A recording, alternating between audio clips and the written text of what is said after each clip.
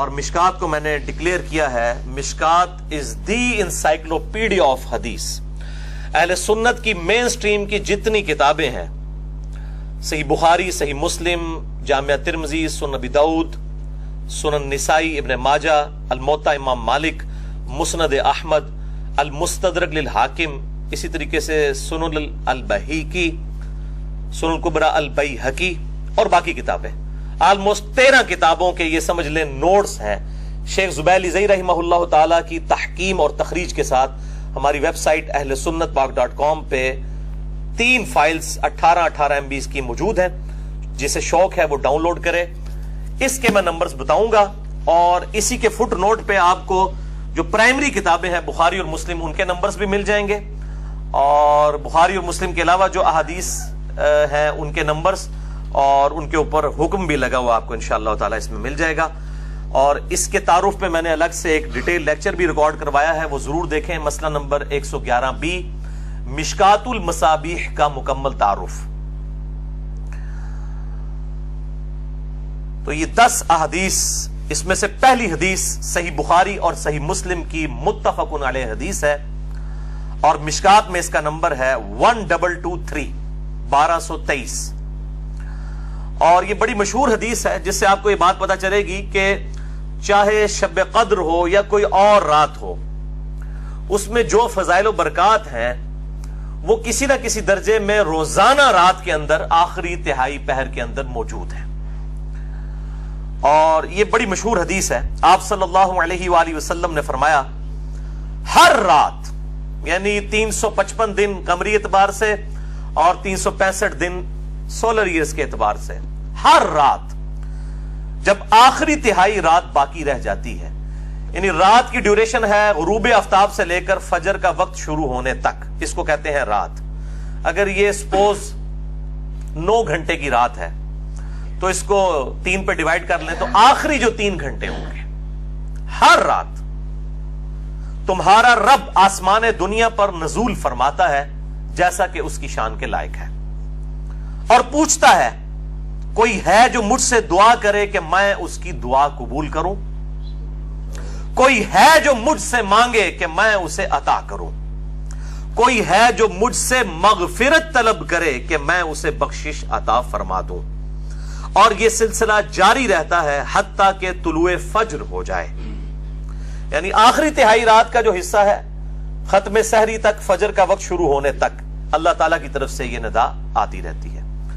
اب یہ جو اللہ تعالیٰ کا نزول ہے اپنی شان کے لائق، یہ متشابہات میں سے ہے، اور اس میں دونوں ایکسٹریمز ہیں. ایک طرف جو ہے وہ جامعہ ہیں جو بالکل باطل تعویلات کرتے ہیں ان کی، اور دوسری طرف جو ہے وہ مجسمہ ہے جو اللہ تعالیٰ کے لیے بالکل فزیکل جس طریقے سے مثالیں دی جاتی ہیں وہ مثالیں بیان کرتے ہیں. یہ دونوں اہل سنت کی مین سٹریم سے ہٹے ہوئے ہیں، اور انہی کی باقیات کسی نہ کسی فارم میں آج جو ہے وہ آپ سمجھ لیں حنفیوں اور بعض سلفی علماء کے اندر موجود ہے کہ بعض اوقات وہ اس طریقے سے ان صفات کو بیان کرتے ہیں سلفی کہ وہ مجسمہ والا عقیدہ محسوس ہونا شروع ہو جاتا ہے. اسی طریقے سے حنفی اس طریقے سے بیان کرتے ہیں گویا کہ جہمیہ والا عقیدہ لگنا شروع ہو جاتا ہے، جبکہ اس کے درمیان ہے حق راستہ. اور اس پہ جس کو شوق ہو تو یوٹیوب پہ آپ رومن میں جا کر لکھیں اللہ کہاں ہے، یا انگلش میں بھی لکھ دیں ویئر از اللہ، تو سب سے ٹاپ پہ انشاءاللہ میرا کلپ کھل جائے گا، جو میرا خیال ہارڈلی 11-12 منٹ کا کلپ ہے. اسی طریقے سے استواء علی العرش کے حوالے سے بھی میرا کلپ ہے 10-12 منٹ کا، وہ بھی آپ کو مل جائے گا. آج اس کی ڈیٹیل میں جانے کی ضرورت نہیں ہے. دوسری حدیث پرٹیکولرلی بالخصوص شعبان المعظم کی فضیلت سے ریلیٹڈ ہے، اور یہ بڑی مشہور حدیث ہے اور بڑی کریٹیکل حدیث ہے. میں اس کا نمبر بھی بتا دیتا ہوں. سنن نسائی میں ہے 2359 انٹرنیشنل نمبر کے مطابق، اور دور حاضر میں 2 بڑے محدثین شیخ زبیر علیزئی رحمہ اللہ تعالی المتوفى 1435 ہجری اور شیخ ناصر الدین البانی رحمہ اللہ تعالی المتوفى 1999 عیسوی، ان دونوں نے اس کی تحکیم کی ہے صحت کے ساتھ. اور مشکات میں آپ کو یہ حدیث تو نہیں ملے گی، لیکن شیخ زبیر صاحب نے جو شعبان المعظم پہ ضعیف روایت تھی اس کے فٹ نوٹ پہ لکھ دیا کہ یہ شعب الایمان امام بیہقی کی کتاب کی روایت تو ضعیف ہے، لیکن یہ روایت صحیح ہے جو یہ میں بیان کرنے جا رہا ہوں۔ 1305 نمبر 1305 مشکات میں جو حدیث ہے اس کے فٹ نوٹ پہ یہ حدیث شیخ زبیر صاحب نے سنن نسائی کی لکھ دی ہے۔ اسامہ ابن زید رضی اللہ تعالیٰ عنہ کہتے ہیں کہ میں نے نبی صلی اللہ علیہ وسلم سے پوچھا، اے اللہ کے محبوب صلی اللہ علیہ وآلہ وسلم، کیا وجہ ہے کہ میں آپ کو رمضان المبارک کے بعد کسی اور مہینے میں اتنے روزے رکھتا ہوا نہیں دیکھتا جتنے روزے آپ شعبان المعظم کے مہینے میں رکھتے ہیں؟ تو آپ صلی اللہ علیہ وسلم نے فرمایا کہ یہ جو مہینہ ہے جو رجب اور رمضان کے درمیان ہے، یعنی شعبان، یہ ایسا مہینہ ہے کہ اکثر لوگ اس کی فضیلت سے غافل ہیں۔ یہ بڑی امپورٹنٹ بات ہے، اکثر لوگ اس کی فضیلت سے ناواقف ہیں اور غافل ہیں، غافل کے الفاظ ہیں، جبکہ یہ ایسا مہینہ ہے کہ جس میں اعمال اللہ کے حضور پیش کیے جاتے ہیں، اور میں اس لیے کثرت سے روزے رکھتا ہوں، اور بخاری مسلم کی حدیث میں آتا ہے کہ بعض اوقات آپ نے شعبان کا پورا مہینہ ہی روزے رکھے ہیں۔ میں اس لیے کثرت سے روزے رکھتا ہوں کہ میری یہ خواہش ہے کہ جب اللہ تعالیٰ کے حضور شعبان کے مہینے میں میرا نامہ اعمال پیش ہو تو میں روزے کی حالت میں ہوں، روزے کی حالت میں میرا نامہ اعمال پیش ہو۔ اچھا، نامہ اعمال جو ہے بخاری مسلم کی ایک حدیث میں آتا ہے کہ روزانہ بھی پیش ہوتے ہیں، عصر اور فجر کے وقت فرشتے جو ہیں وہ بدلتے ہیں۔ اسی طریقے سے اسی کانٹیکسٹ میں ایک حدیث ہے صحیح مسلم میں اور جامعہ ترمذی میں موجود ہے اور مشکات میں ہے 2056 کہ آپ صلی اللہ علیہ وآلہ وسلم ہر پیر اور جمعرات کا روزہ رکھتے تھے۔ پوچھا گیا کیوں رکھتے ہیں، تو فرمایا ہر پیر اور ہر جمعرات کو نامہ اعمال اللہ کے حضور پیش ہوتے ہیں، میری خواہش ہے کہ میں روزے کی حالت میں میرا نامہ اعمال اٹھایا جائے۔ یعنی ہفتہ وار بھی پیشی ہوتی ہے پیر اور جمعرات کو، روزانہ جو ہے عصر اور فجر کے وقت، اور ہفتے میں پھر وہ کمبائنڈ فارم میں، جس طرح ہمارا بھی ہوتا ہے کہ ایک سال کا بجٹ آتا ہے پھر مہینوں پہ ڈیوائیڈ ہوا ہوتا ہے، پھر منی بجٹس ہوتے ہیں، تو اللہ تعالیٰ کا بھی جو سال کا پورا سیشن ہے وہ شب قدر ہے جو رمضان کے آخری عشرے کی طاق راتوں میں ہے، اور جو ہفتہ وار ہے وہ اس اعتبار سے پیر اور جمعرات اور روزانہ فجر اور عصر کے وقت، اور سال میں ایک مہینہ اللہ تعالیٰ نے مخصوص کیا ہے، ایک تو ایک رات ہے نا، ایک مہینہ بھی مخصوص ہے، وہ شعبان المعظم کا مہینہ ہے اس حدیث کے تحت۔ اچھا، اسی کانٹیکسٹ میں ایک اور حدیث بھی ہے جو صحیح مسلم میں ہے اور مشکات میں اس کا نمبر ہے 2045 کہ آپ صلی اللہ علیہ وسلم سے جب پیر کے روزے کے بارے میں پوچھا گیا تو آپ نے فرمایا فیہ ولدت وفیہ انزل علیہ، کہ میں پیر کا روزہ اس لیے رکھتا ہوں کہ اس دن میں پیدا ہوا اور اسی دن مجھ پر پہلی دفعہ وحی نازل ہوئی، یعنی اللہ تعالیٰ نے آپ کو مبعوث فرمایا۔ نبی پیدائشی طور پہ نبی ہوتا ہے لیکن مبعوث اس وقت ہوتا ہے جب اللہ تعالیٰ کی طرف سے حکم اس کی طرف آتا ہے۔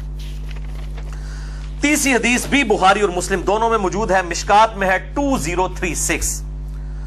اما عائشہ رضی اللہ تعالیٰ عنہ کہتی ہیں کہ میں نے رمضان المبارک کے علاوہ آپ صلی اللہ علیہ وآلہ وسلم کو کسی بھی اور مہینے میں اتنے روزے رکھتے ہوئے نہیں دیکھا جتنا کہ شعبان کے مہینے میں روزے کثرت کے ساتھ رکھتے ہوئے دیکھا ہے۔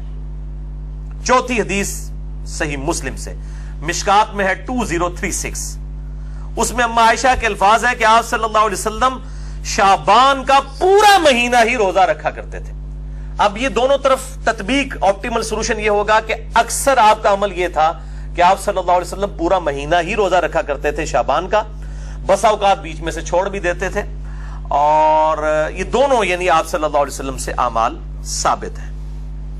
پانچویں حدیث بھی صحیح مسلم سے، آپ دیکھ لیں گے ساری کی ساری حدیث بخاری اور مسلم سے ہیں سوائے ایک سنن نسائی والی حدیث، اور مشکات میں ہے 2046 صحیح مسلم کے ریفرنس سے کہ اما عائشہ رضی اللہ تعالیٰ عنہ کہتی ہیں کہ آپ صلی اللہ علیہ وسلم ہر مہینے 3 روزے رکھا کرتے تھے اور اس چیز کی بھی پرواہ نہیں کرتے تھے کہ وہ کن ایام میں ہوں، یعنی آپ صلی اللہ علیہ وسلم 3 روزے تو کم از کم رکھا کرتے تھے مہینے کے، ہر ہفتے میں بھی 2 روزے ہوتے تھے، وہ 8 روزے الگ ہیں پیر اور جمعرات کے، اس کے علاوہ مہینے میں 3 روزے، لیکن اس کی پرواہ نہیں کرتے تھے کہ کن دنوں میں ہوں۔ لیکن ایک عمومی عمل ہے وہ ایام 20 کا ہے، یہ 20 الپس بیضا ہم اردو میں بھی استعمال کرتے ہیں، یعنی جن دنوں میں چاند گول ہو جاتا ہے وہ ایام بیز، عربی میں بید کہلائے گا، دعاد آتا ہے اینڈ پہ، اور اردو میں بیز، با یا اور دعاد۔ جن دنوں میں چاند گول ہوتا ہے انہیں کہتے ہیں ایام بیز، 13، 14 اور 15 چاند کی راتیں ہیں۔ ان میں آپ صلی اللہ علیہ وسلم کا عمومی عمل تھا۔ ویسے اگر یہ نہ بھی رکھیں تو باقی دنوں میں ضرور 3 روزے مہینے کے پورا کیا کرتے تھے، اور اس حوالے سے وہ چھٹی حدیث ہے، صحیح بخاری اور صحیح مسلم دونوں میں موجود ہے، مشکات میں ہے 2054 کہ آپ صلی اللہ علیہ وسلم نے فرمایا کہ ہر ماہ میں 3 روزے رکھ لینے والا گویا اس طرح ہے کہ وہ ہمیشہ ہی روزہ رکھتا ہے۔ یعنی ہمیشہ اگر کوئی شخص روزہ رکھے تو اگر مہینے میں 3 روزے رکھ لے تو اللہ تعالیٰ اس کو گویا اس طرح کا ثواب عطا فرمائے گا کہ وہ ہمیشہ روزہ رکھنے والے کے مترادف ہے۔ اور اسی حدیث میں الفاظ موجود ہیں کہ آپ صلی اللہ علیہ وسلم نے روزانہ روزہ رکھنے سے منع فرمایا، اور فرمایا اگر کسی نے بہت روزے رکھنے ہیں تو داؤدی روزے رکھے، یعنی ایک دن روزہ رکھے اور ایک دن چھوڑ دے۔ یہ ایز اے لاسٹ ریزارٹ، یعنی مہینے میں آپ یہ ایک روزہ چھوڑ کے ایک روزہ یہ رکھ سکتے ہیں، اس کی اجازت مرحمت فرما دی۔ اچھا، یہ جو سیم فضیلت ہے، جو مہینے میں 3 روزے رکھے اسے پورے سال کے روزوں کا ثواب ملے گا۔ اب مہینے میں 3 رکھیں تو سال کے کتنے بنے؟ 12 تیا 36۔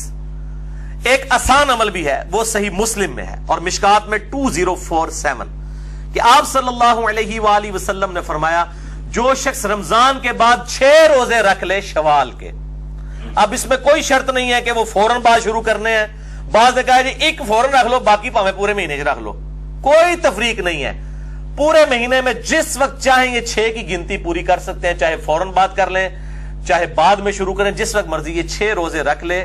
صحیح مسلم مشکات میں 2047 تو گویا اس طرح ہے کہ وہ پورا سال ہمیشہ ہی روزہ رکھنے والے کے مترادف ہے۔ تو یہ اللہ تعالیٰ کی طرف سے آسانی ہے کہ آپ 36 روزے رکھ کے بھی اور 6 روزے رکھ کے بھی، جیسے صحیح مسلم میں حدیث ہے کہ سیدہ جویریہ رضی اللہ تعالی عنہا آپ صلی اللہ علیہ وسلم فجر کے بعد کہیں گئے تو دیکھا مصلی پہ بیٹھی ہوئی ہیں، کافی دیر بعد آپ واپس آئے، سورج کافی بلند تھا، وہ اس وقت تک مصلی پہ بیٹھی عبادت کر رہی تھی، تو آپ نے فرمایا کہ تم صبح سے بیٹھی ابھی تک عبادت کر رہی ہو؟ انہوں نے کہا ہاں جی۔ تو آپ صلی اللہ علیہ وسلم فرمایا کہ میں نے 4 کلمات 3 دفعہ کہے ہیں اور مجھے اس سے زیادہ ثواب مل گیا، سبحان اللہ وبحمدہ عدد خلقہ ورضا نفسہ وزنۃ عرشہ ومداد کلماتہ۔ یہ 4 کلمات سبحان اللہ وبحمدہ کے ساتھ 3 دفعہ کہہ لیے اور کہا تم سے زیادہ ثواب مجھے مل گیا۔ وہی اللہ کی رحمت ہے۔ اسی طریقے سے شوال کے 6 روزے سے بھی پورے سال کے روزوں کا ثواب مل جائے گا، مہینے کے 3 روزے رکھنے سے بھی پورے سال کے روزے۔ تو آپ چوپڑیاں نالے 2 کرو، جس کو زیادہ شوق ہے وہ 3 روزے بھی رکھے، شوال کے 6 روزے بھی رکھے۔ باقی میرا اپنا پرسنل جو ہے ایکسپیرینس اور تجربہ یہ کہتا ہے کہ اگر رمضان کے فوراً ساتھ ہی 6 رکھ لیے جائیں تو وہ آسان ہوتے ہیں رکھنے، کیونکہ ایک روٹین بنی ہوئی ہوتی ہے۔ جب آپ روٹین توڑتے ہیں پھر ذرا مشکل ہو جاتا ہے، جائز تو ہے اور اس میں کوئی قدغن بھی نہیں ہے، لیکن اس وقت فوراً ساتھ رکھ لینا آسانی ہوتا ہے۔ 7ویں حدیث بھی بخاری اور مسلم دونوں میں ہے، مشکات میں 1262 سیدنا ابو ہریرہ کہتے ہیں رضی اللہ تعالیٰ عنہ کہ نبی صلی اللہ علیہ وسلم نے مجھے 3 کاموں کی نصیحت کی تھی۔ نمبر 1، مہینے میں 3 روزے رکھنا، وہی ایام 20 والے۔ نمبر 2، روزانہ اشراق یا چاشت یا دوحہ یا اوابین، یہ چاروں ایک ہی نماز کے نام ہے، میرا مسئلہ نمبر آپ 30 دیکھ لیں، میں نے اس میں بتایا۔ چاشت کی کم از کم 2 رکعتیں پڑھ لینا، اور تیسرا سونے سے پہلے وتر پڑھ لینا۔ ویسے تو افضل ہے آخری پیر میں، لیکن جو شخص مطلب اہتمام نہ کر سکتا ہو تو سونے سے پہلے ضرور پڑھ لے۔ آپ صلی اللہ علیہ وسلم سے ہر طرح ثابت ہے، سونے سے پہلے بھی اور رات کو اٹھ کے بھی۔ اور نماز وتر پہ میں نے ڈیٹیل 2 گھنٹے کا لیکچر دے دیا ہے، مسئلہ نمبر 130، مسئلہ نمبر 130، نماز وتر سے متعلق صحیح فقہی احکام و مسائل۔ 8ویں حدیث سنن نسائی سے ہے، مشکات میں اس کا نمبر ہے 2071۔ ابن عباس رضی اللہ تعالیٰ عنہ کہتے ہیں کہ آپ صلی اللہ علیہ وآلہ وسلم چاہے سفر ہو چاہے مقیم حالت میں حضر میں ہو، آپ صلی اللہ علیہ وسلم ایام 20 کے روزے کبھی نہیں چھوڑتے تھے، سفر میں بھی رکھتے تھے، 13، 14 اور 15۔ 9ویں حدیث سیدنا ابو ذر غفاری رضی اللہ تعالیٰ عنہ کے حوالے سے ہے، جامعہ ترمذی میں اور سنن نسائی کے اندر، مشکات میں اس کا نمبر ہے 2057۔ ابو ذر غفاری رضی اللہ تعالیٰ عنہ کہتے ہیں کہ آپ صلی اللہ علیہ وآلہ وسلم نے فرمایا کہ اے ابو ذر، جب تم مہینے میں 3 روزے رکھو تو 13، 14 اور 15 کو رکھا کرو چاند کی، یعنی ایام 20 جن میں چاند گول ہوتا ہے، 13، 14، 15۔ لیکن مسلم کی حدیث ہم پہلے سن چکے ہیں، یہ ضروری نہیں ہے، یہ بہتر ہے 13، 14، 15۔ ادروائز آپ پورے مہینے میں کسی بھی وقت 3 روزے رکھ سکتے ہیں، یہ افضلیت والا معاملہ ہے۔ اب آگے میرے بھائیوں وہ ٹروتھ ریویلنگ 10ویں حدیث شعبان المعظم کے روزے کے حوالے سے، اور پرٹیکولرلی 15 شعبان المعظم کا جو روزہ ہے اس کے حوالے سے۔ اس کو شب برات کے ساتھ کوئی مکس نہ کرے، وہ 15ویں رات ہے، یہ 15واں دن ہے، وہ الگ چیز ہے، یہ الگ چیز ہے۔ کیونکہ جن لوگوں نے جنہوں کہتے ہیں روند مارنا ہوتا ہے نا، وہ کو گل کچھ دی کچھ بنا چھڑ دینے، تو میں پہلے کلیئر کر لوں، یہ شب برات کی بات نہیں ہو رہی، یہ 15 شعبان کے دن کے روزے کی بات ہو رہی ہے۔ صحیح بخاری اور صحیح مسلم دونوں میں یہ حدیث موجود ہے۔ بخاری میں اس کا نمبر ہے 1983 اور مسلم میں 2751 اور مشکات میں اس کا نمبر ہے 2038۔ اور اس حدیث سے جو میں رزلٹ نکال رہا ہوں، یہ میرا تفرد نہیں ہے، اہل سنت ہی میں سے ایک اہل حدیث میں سے نکلا ہوا آف شوٹ ہے، جماعت المسلمین والے، ان کا بھی یہی موقف ہے، وہ بھی 15 شعبان کے روزے کو نہ صرف سنت بلکہ واجب سمجھتے ہیں، وہ دوسری ایکسٹریم پہ ہیں، میں ان کا بھی رد کر دوں گا۔ بہرحال وہ 15 شعبان کے روزے کو بخاری اور مسلم کی اس حدیث کے تحت سنت سمجھتے ہیں۔ سیدنا عمران بن حسین رضی اللہ تعالیٰ عنہ کہتے ہیں کہ نبی صلی اللہ علیہ وآلہ وسلم نے مجھ سے یا کسی اور شخص سے یہ بات پوچھی، اب وہ تابعی کو یاد نہیں کہ انہی سے پوچھی تھی یا کسی اور صحابی سے۔ کیا پوچھا؟ اصمت من سرر شعبان، کیا تم نے شعبان، سرر شعبان، یہ سرر عربی میں 2 معنوں میں استعمال ہوتا ہے، ایک تو یہ اردو میں بھی ہم سرے کے طور پہ بھی استعمال کرتے ہیں نا، شعبان کے سرے کا روزہ رکھا ہے، یا وہ سرا ہوگا پہلا عشرہ یا ہوگا تیسرا عشرہ، اور ایک جو سرر کا معنی ہے وہ درمیان اور بیچ بھی آتا ہے، کھوکھلی چیز، سینٹر کے لیے بھی یہ سرر کا لفظ استعمال ہوتا ہے، اور یہ اپروپریٹ ٹرانسلیشن ہے کیونکہ اس کو سپورٹیو ایک اور حدیث ہے جو میں انشاءاللہ آن کیمرہ بھی دکھا دوں گا انشاءاللہ۔ تو تم نے سرر شعبان یعنی شعبان کے بیچ کا روزہ رکھا ہے؟ تو انہوں نے عرض کیا نہیں یا رسول اللہ صلی اللہ علیہ وآلہ وسلم۔ تو آپ نے فرمایا پھر جب تم رمضان کے روزے مکمل کر لو تو شوال کے اندر 2 روزے رکھ لینا، یعنی یہ ایک روزہ چھوٹا ہے، اب اس کے بدلے 2 روزے رکھ لینا، یہ ترغیب دلانے کے لیے، کوئی واجب نہیں، ترغیب دلانے کے لیے، یعنی وہ اس کے ایکویلنٹ 2 روزے ہو جائیں گے۔ بعض لوگ اس طرف گئے کہ یہ جو بیچ والا شعبان ہے اس سے مراد ایام 20 کے 3 روزے ہیں، بھائی اگر 3 چھوڑے ہوتے تو اس کے بدلے 6 رکھوائے جاتے یا کم از کم 3 کو کم کر کے تو آپ نے 2 نہیں کروانے تھے، لاجیکلی 3 کو 3 تو رکھنا چاہیے تھا، تو اس سے مراد ایک ہی روزہ ہے 15 شعبان کا سینٹر کا، اور اس کے ایکویلنٹ پھر کہا گیا اگر وہ رہ جائے تو شوال میں 2 روزے رکھ لو۔ یہ حدیث بخاری اور مسلم دونوں میں ہے۔ صحیح مسلم میں ایک اس کا طریق ہے جس نے بالکل یہ ایمبیگوٹی جو ابہام ہے وہ دور کر دیا، انٹرنیشنل نمبر کے مطابق 2745 ہے، یہ مشکات میں موجود نہیں ہے، مسلم میں ہے، اور اس میں سرر شعبان کی جگہ لفظ ہے سرتی ھذا الشہر۔ سرہ کہتے ہیں عربی میں ناف کو، ناف تقریباً جسم کے سینٹر میں ہوتی ہے، یہ آپ سمجھ لیں سینٹر آف گریوٹی ہے انسان کا، ناف، نیول ہم انگلش میں کہہ دیتے سے۔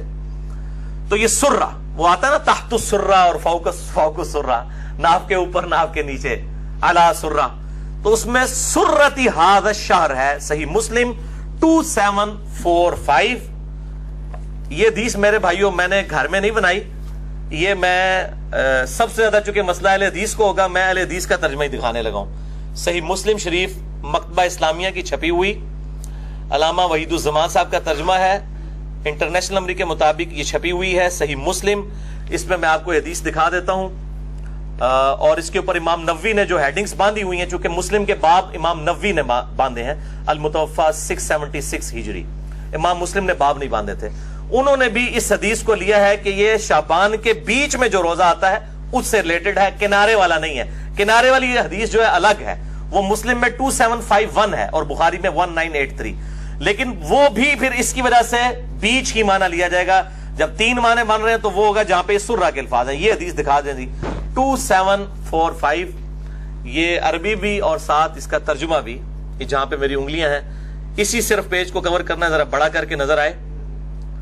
اور یہ سیم وہی حدیث ہے عمران بن حسین والی رضی اللہ تعالیٰ عنہ، یہ الگ سے کوئی حدیث نہیں، اور اس میں بھی وہی الفاظ ہیں کہ آپ نے پوچھا کیا تم نے اس مہینے کے سرہ میں روزہ رکھا ہے؟ روزے بھی کہہ سکتے ہیں، روزہ بھی، دونوں طرف جاتا ہے، لیکن روزہ والا معاملہ درست ہے کیونکہ اس کے بدلے پھر کہا گیا ہے کہ 2 روزے رکھنے ہیں اگلے طریق کے اندر جو 2751 ہے۔ تو انہوں نے کہا نہیں، تو آپ صلی اللہ علیہ وآلہ وسلم نے فرمایا کہ پھر شوال میں 2 روزے رکھنا۔ اس میں تو یہ والے الفاظ نہیں ہیں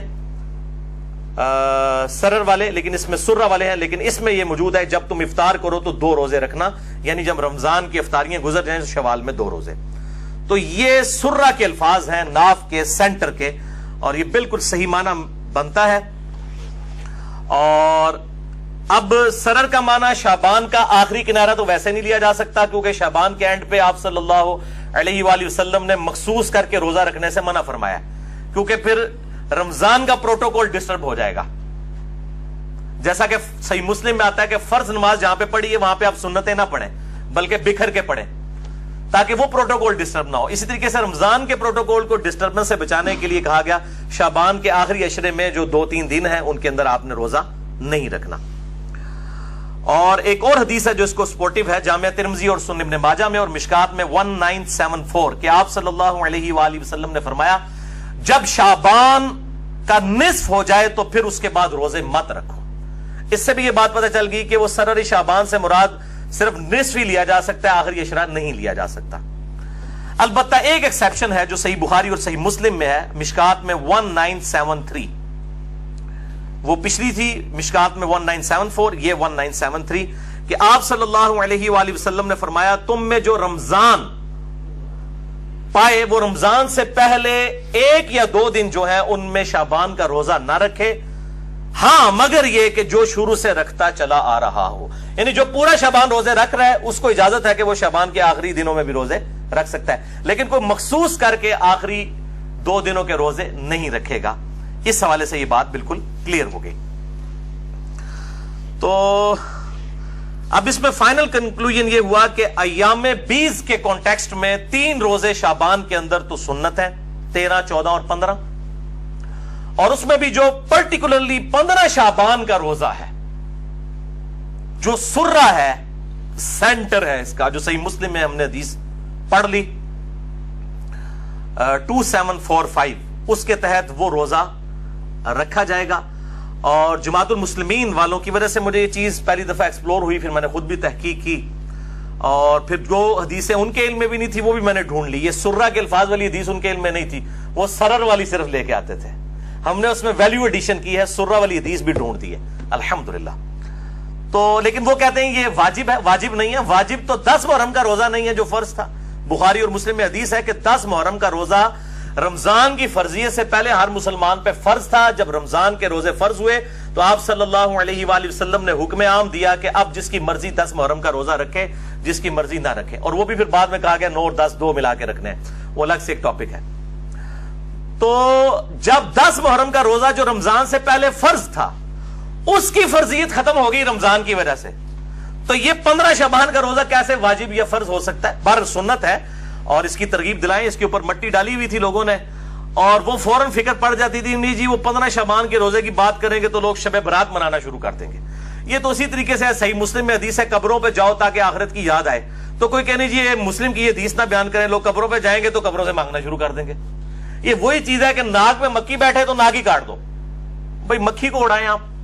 تو یہ جو علماء کے فرقہ وارانہ تعصب پر مبنی رویے ہیں، اب آج تو زیر عتاب اہل حدیث علماء میں، اس کے علاوہ بھی جو بریلوی دیوبندی ان کے اندر اس سے زیادہ خرابیاں پائی جاتی ہیں، اہل تشیع کے اندر اس سے زیادہ خرابیاں پائی جاتی ہیں۔ میں سب کو مطلب پرٹیکولر کر رہا ہوں، ظاہر ہے کہ بعض اوقات کسی ایک کا دن ہوتا ہے، آج چونکہ ان کا دن آیا ہوا ہے، اور اس کے بعد اب بریلیوں والا معاملہ شروع ہو جائے گا۔ شب برات کے حوالے سے کوئی روایت بھی صحیح سند سے ثابت نہیں، البتہ ایک تابعی کا قول ہے، میں وہ بیان کر دوں گا انشاءاللہ تعالی۔ تو یہ جو روزہ ہے اب 1438 ہجری جو یہ سال اب ہے ہجری اعتبار سے، اس میں جو شعبان المعظم 1438 ہجری کا جو 15 شعبان کا روزہ ہے وہ آ رہا ہے 12 مئی 2017 کو۔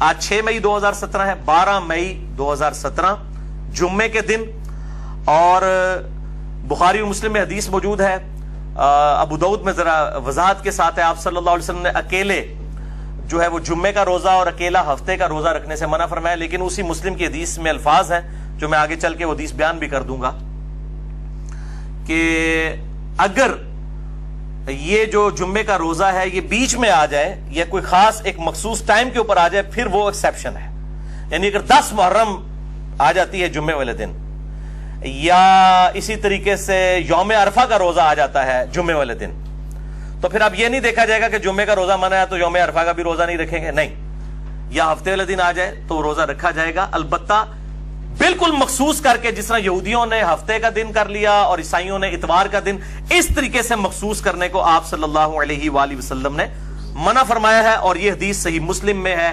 2684 اور مشکات میں ہے 2052 کہ آپ صلی اللہ علیہ وآلہ وسلم نے فرمایا تم میں سے کوئی شخص شب جمعہ کو قیام کے لیے اور جمعے کے دن کو روزے کے لیے مخصوص نہ کر لے سوائے اس کے کہ تمہارے روزوں کے درمیان وہ آ جائے۔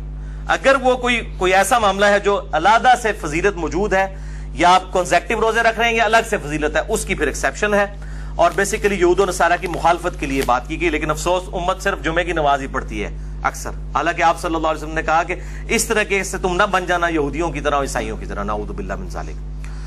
تو 15 شعبان 1438 ہجری بمطابق 12 مئی 2017 اسلام آباد میں ختم سحری جو ہے وہ 3:30 ہے، اور آپ جہلم کا نکالنا ہے تو آپ 3 منٹ مائنس کر لیں، اور اسلام آباد میں افطار جو ہے وہ پورے 7 بجے ہے۔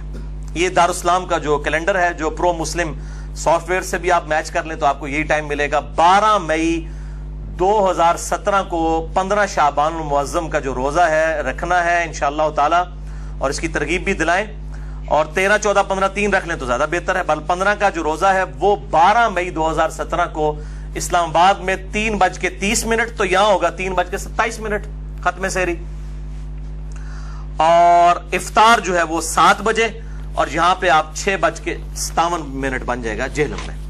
تو میں پھر کلیئر کر دوں کہ یہ 15 شعبان کے روزے کی بات کر رہا ہوں، شب برات کے روزے کی بات نہیں میں کر رہا، یہ دو الگ چیزیں ہیں، ان کو بالکل مکس نہ کریں۔ باقی پھر بھی کسی نے روند مارنا ہے تو اس کا تو کوئی علاج نہیں ہے، ہم صرف بات کھول کر بیان کر سکتے ہیں، اس کے بعد اگر کوئی بیچ میں سے ایسی چیزیں نکالنا شروع کر دے تو اس کا پھر کوئی علاج نہیں ہے، وہ پھر پبلک خود فیصلہ کر لیتی ہے کہ یہ کون سی بات صحیح ہو رہی ہے اور کون سی غلط۔ اب میرے بھائیوں 5 ضعیف الاسناد احادیث شب برات کے حوالے سے، اور ایک صحیح سند کے ساتھ جو قول ہے ایک تابعی کا، میں وہ بیان کروں گا، لیکن اس کی ڈیٹیل میں جانے سے پہلے آپ ایک دفعہ درود شریف پڑھ لیجئے۔ اللہم صلی علی محمد وعلی آل محمد کما صلیت علی ابراہیم وعلی آل ابراہیم انک حمید مجید، اللہم بارک علی محمد وعلی آل محمد کما بارکت علی ابراہیم وعلی آل ابراہیم انک حمید مجید۔ 15 شعبان کی رات جسے عرف عام میں شب برات کہا جاتا ہے، چھٹکارے کی رات، حالانکہ یہ چھٹکارے کی رات دراصل حقیقت میں جو قرآن کی روح سے چھٹکارے کی رات ہے اور تقدیر کے فیصلوں کی رات ہے، وہ رمضان کے آخری عشرے کی تاک راتوں میں سے ایک رات ہے، میں انشاءاللہ اس پہ احادیث بھی بیان کر دوں گا۔ بہرحال یہ 5 احادیث پبلک میں مشہور ہیں، 5 کی 5 ضعیف ہیں، سن لیجئے۔ پہلی حدیث جامعہ ترمذی اور سنن ابن ماجہ سے ہے، مشکات میں ہے 1299، بڑی مشہور حدیث ہے۔ اما عائشہ رضی اللہ تعالیٰ عنہ کہتی ہیں آپ صلی اللہ علیہ وآلہ وسلم کو میں نے ایک رات بستر پہ نہیں پایا تو میں آپ کو ڈھونڈتے ہوئے نکلی، تو آپ صلی اللہ علیہ وآلہ وسلم بقیع غرقد تشریف لے گئے تھے، بقیع قبرستان میں، اور آپ صلی اللہ علیہ وآلہ وسلم نے وہاں پر یعنی دعا فرمائی، اور اما عائشہ کہتی ہیں کہ میں آپ صلی اللہ علیہ وآلہ وسلم سے پہلے ہی واپس آ گئی تو آپ صلی اللہ علیہ وسلم نے مجھ سے مخاطب ہو کر فرمایا کہ کیا تم نے یہ گمان کیا تھا کہ اللہ اور اس کا رسول تم سے خیانت کریں گے؟ یعنی سانس پھولا ہوا تھا تو آپ کو پتا چل گیا کہ یہ میرے پیچھے آئی تھی، یعنی مراد یہ کہ تم یہ سمجھی کہ میں کسی اور زوجہ کے پاس چلی گئی، اور وہی اما عائشہ نے کہا کہ ہاں میں یہی سمجھی تھی۔ تو آپ نے فرمایا یہ بے شک نصف شعبان کی رات ہے، یعنی 15ویں رات ہے شعبان کی، 14 اور 15 کی درمیانی رات۔ اس رات اللہ تعالیٰ آسمان دنیا پر نزول فرماتا ہے جیسا کہ اس کی شان کے لائق ہے، اور بنی کلب کی بکریوں کے بالوں سے بھی زیادہ لوگوں کی مغفرت کر دیتا ہے۔ لیکن یہ روایت ہے ضعیف۔ ڈاکٹر طاہر القادری صاحب یہ روایت پڑھتے پڑھتے ٹھٹک گئے، کیونکہ اس کے آگے لکھا تھا امام ترمذی نے کہ روایتی جعلی ہے۔ لیکن یہ علماء اتنے بے شرم ہیں اور بالکل خیال نہیں کرتے ہیں کہ آدھی حدیثیں پڑھتے ہیں، اور چلے کوئی جاہل ہو تو ہم اس کو بینیفٹ آف ڈاؤٹ دے سکتے ہیں، لیکن اگر کوئی عالم اس طرح کی کام کرے گا تو اس کو تو پھر ہم نہیں چھوڑیں گے۔ یہ بے شرمی کی انتہا ہے اور علمی خیانت کی انتہا ہے۔ ٹھٹک گئے۔ آگے کے الفاظ ہیں، امام ترمذی کہتے ہیں کہ یہ روایت منقطع ہے، سب سے شدید جرح ہے کہ راویوں کی ملاقات ہی نہیں ہے آپس میں، اور وہ کہتے ہیں اس میں جو تبع تابعی ہے یحییٰ بن کثیر، اس کی ملاقات تابعی عروہ سے ثابت نہیں جو سیدہ عائشہ کے بھانجے تھے، اور جو تبع تابعی ہے حجاج، اس کی ملاقات یحییٰ بن کثیر سے سما ثابت نہیں ہے۔ اور پھر ساتھ امام ترمذی نے لکھا کہ میں نے اپنے استاد امام بخاری رحمہ اللہ تعالی جنہوں نے صحیح بخاری لکھی ہے ان سے جب اس حدیث کے بارے میں پوچھا تو انہوں نے بھی کہا یہ حدیث صحیح نہیں ہے، یہ حدیث ضعیف ہے، اور یہ سارے حکم انہوں نے بتائے۔ البتہ ایک حدیث ہے صحیح مسلم میں 2256 جس میں رات کا تو ذکر نہیں کہ یہ کون سی تھی، بہرحال یہ الفاظ موجود ہیں صحیح مسلم 2256 کہ آپ صلی اللہ علیہ وسلم ایک دفعہ رات کو اٹھ کے قبرستان بقیع غرقد چلے گئے، 3 دفعہ یوں ہاتھ اٹھا کر آپ نے دعا کی، بڑی لمبی دعا کی، اما عائشہ بھی پیچھے پہنچی، اور پھر بعد میں پہلے ہی وہ آگے اپنے بسترے پہ سانس پھولا ہوا تھا، آپ نے فرمایا کہ تو میرے پیچھے آئی تھی، تو نے کیا سمجھا اللہ اور اس کا رسول خیانت کریں گے، سیم وہی الفاظ ہے۔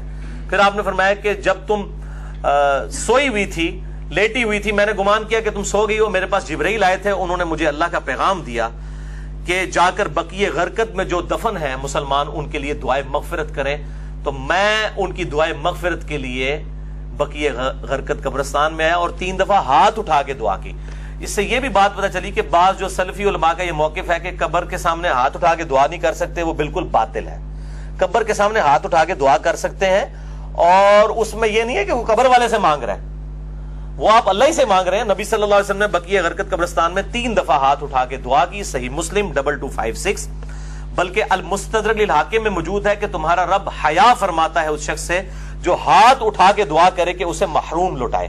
ہاتھ اٹھا کے دعا کرنا یہ افضل عمل ہے، اور آپ ہر دعا کے لیے، ایون نماز کے بعد بھی آپ اجتماعی دعا کی بات نہیں کر رہا، الگ سے جو آپ دعا ہاتھ اٹھا کے کریں تو زیادہ بہتر ہے، نہ بھی اٹھائیں تب بھی ٹھیک ہے۔ ہم ٹائلٹ میں جاتے وقت ہاتھ اٹھا کے دعا کرنے تو نہیں جاتے، کر کے جاتے، یا بسم اللہ جو ہم پڑھتے ہیں کھانے سے پہلے ہاتھ اٹھا کے تو نہیں، دونوں طریقے سے بہتر ہے کہ آپ ہاتھ اٹھا کے کریں، اس سے بغیر بھی بالکل ثابت ہے۔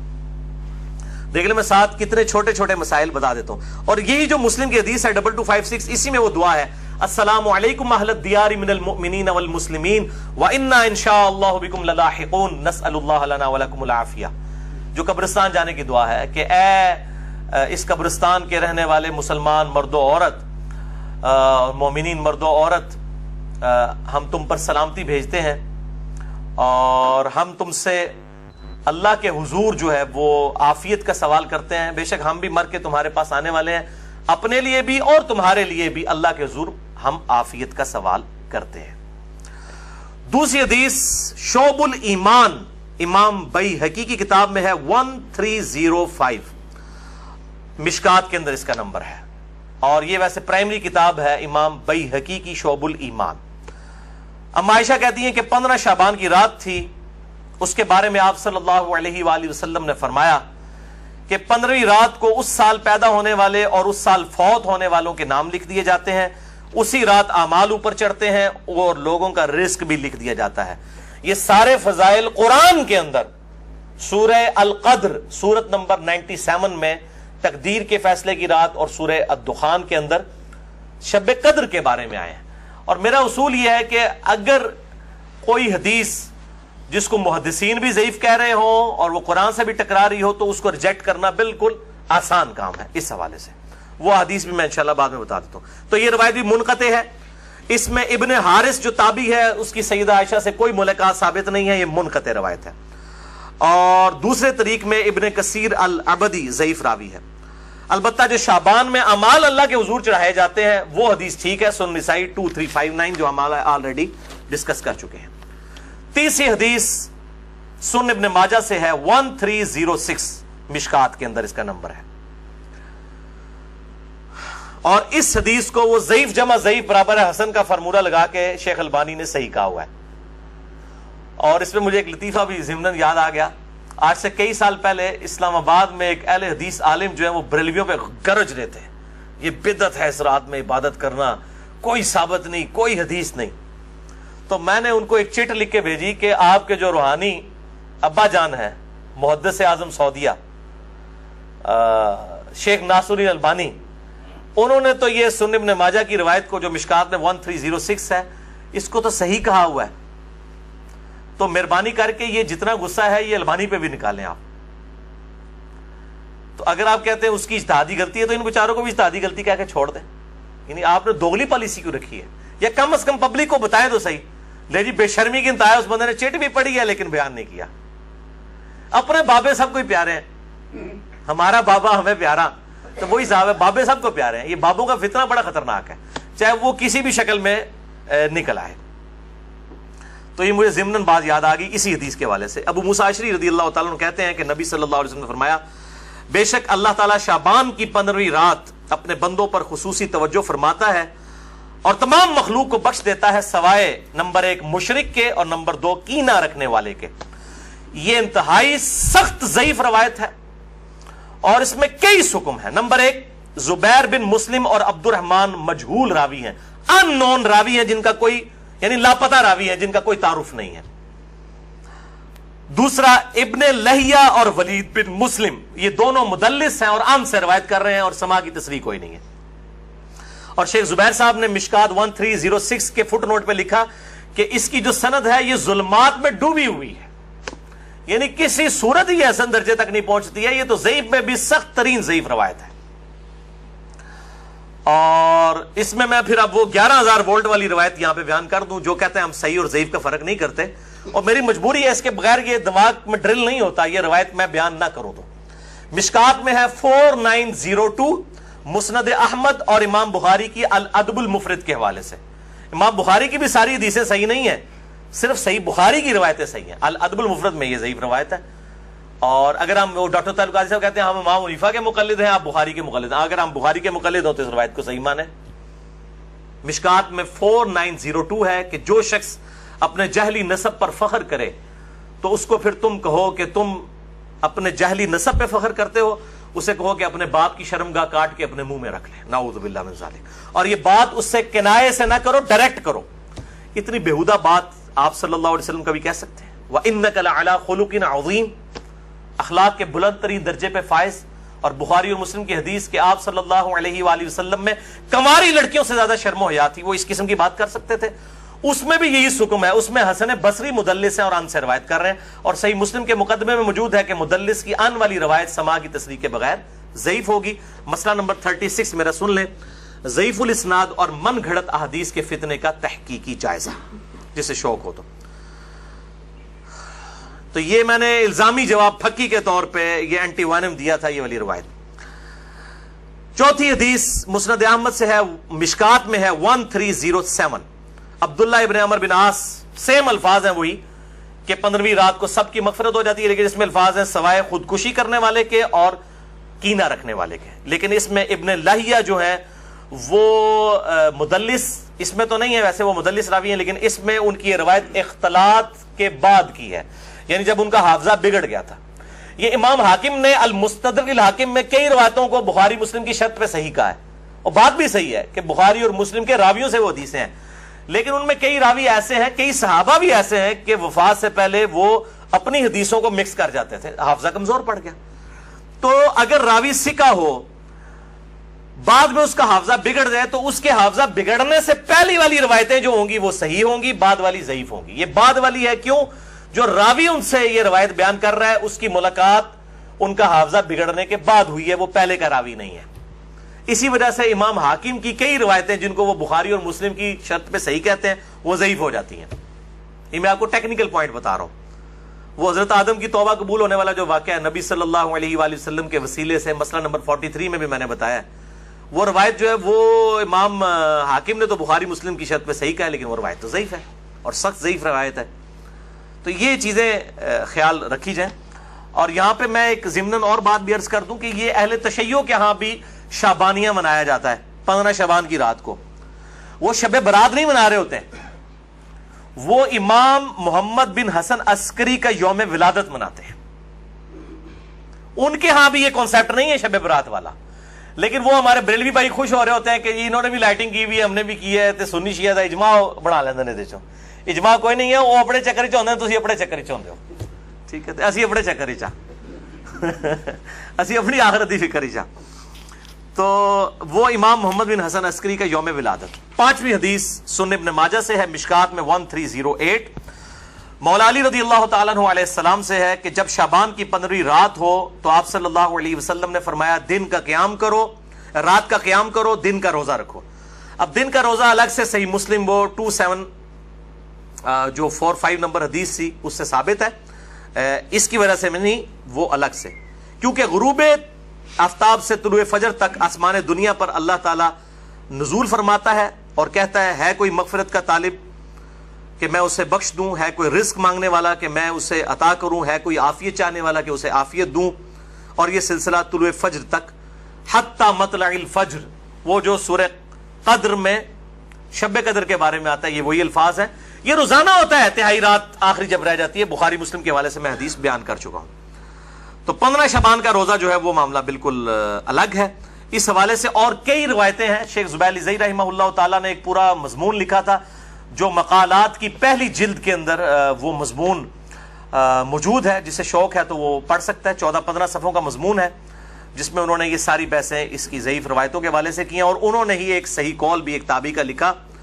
لیکن چونکہ تابعی کا قول مقطوع ہوتا ہے اور تابعی اگر کوئی غیب کی بات کرے گا تو وہ ضروری نہیں کسی صحابی سے سنی ہو، وہ کسی دوسرے تابعی سے بھی سن سکتا ہے. صحابی کی غیبی خبر جو ہے نا بیان کی ہوئی وہ امپلائڈ ہے کہ نبی صلی اللہ علیہ وآلہ وسلم سے سنی ہے. صحابی کی جو مرسل ہے وہ ایکسیپٹیبل ہے، اسے ہم موقوف روایت کہتے ہیں. تابعی کی مرسل ایکسیپٹیبل نہیں، اس کو ہم مقطوع کہتے ہیں. یہ غیبی خبر سے متعلق ہے، لیکن یہ تابعی تک قول ثابت ہے. اس کا مطلب یہ ہوا کہ اس زمانے میں بھی یہ مسئلہ موجود تھا. مکحول تابعی ہیں شام کے، یہ مشہور تابعی ہیں، اور ان کے بارے میں مشہور ہے کہ اکثر مرسل روایتیں چھوٹے ہوئے واسطوں والی بیان کرتے تھے. شعب الایمان امام بیہقی کی کتاب میں انٹرنیشنل نمبر کے مطابق 3671 نمبر یہ روایت ہے. وہ کہتے ہیں کہ 15ویں شعبان کو اللہ تعالیٰ زمین والوں کی طرف متوجہ ہوتا ہے 15ویں شعبان کی رات کو، اور کافر اور کینہ رکھنے والے کے سوا سب کو بخش دیتا ہے. اب یہ روایتیں اتنی زیادہ ہیں کہ اس کی وجہ سے بعض اہل حدیث علماء کا بھی یہ موقف ہے کہ کچھ نہ کچھ اس کی اصل موجود ہے. اکثر تو نہیں مانتے لیکن کچھ اہل حدیث علماء بھی مانتے ہیں، اور دیوبند بریلوی تو ویسے ہی مانتے ہیں. اور میرا موقف شروع سے جو تھا وہی ہے کہ میں ہمیشہ فتویٰ نہیں لگاتا، خود کرتا نہیں ہوں، کسی پہ فتویٰ نہیں لگاتا. میرا مسئلہ نمبر 44 پرانا بھی سن لیں اور اب یہ نیا بھی آج ریکارڈ ہو رہا ہے. میرا موقف وہی تھا 5 سال پہلے بھی، اور باقی میں خود کیوں نہیں کرتا، جب تک کوئی چیز اتھینٹیکیٹ نہ ہو جائے تو نہیں کرنی چاہیے. یہ اکثر کہتے ہیں نیکی کا کام ہے، خیر ہے کرنے دو جی. لوگ سال کے بعد اگر کوئی نکلی ہے عبادت کے لیے، تو میرے بھائی سال کے بعد لوگ عید کی نماز کے لیے نکلتے ہیں، تو آپ عید کی اذان کیوں نہیں دیتے ہیں لوگوں کو بلانے کے لیے؟ نہیں جی ثابت نہیں ہے. تو کیا ثابت نہ ہوئی تو کیا ہوا؟ گناہ کا کام تو نہیں ہے، دے دیا کریں اذان. سال بعد لوگوں نے عید پڑھنے کے لیے نکلنا ہوتا ہے. پکیجے الزامی جواب، اینٹی وینم لاجیکل آنسر. تو کہیں گے نہیں جی ثابت نہیں. بھئی آپ کا تو فارمولہ تھا، ثابت ہو یا نہ ہو نیکی کا کام ہے تو کر لیں. تو عید کی اذان دے دیں، جنازے کی اذان دے دیں. کیوں نہیں دیتے؟ کہتے ہیں جی نبی صلی اللہ علیہ وآلہ وسلم سے ثابت نہیں. ہم بھی یہی کہہ رہے ہیں.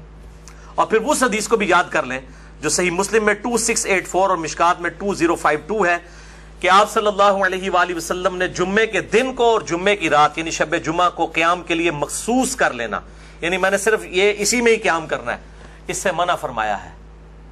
اور الا یہ کہ کسی کے روزے پہلے سے چلتے آ رہے ہوں یا کوئی پرٹیکولر روزہ آ جائے، جس طرح 10 محرم کا روزہ آ گیا یا یوم عرفہ کا، وہ رکھ سکتا ہے، اس کے علاوہ نہیں.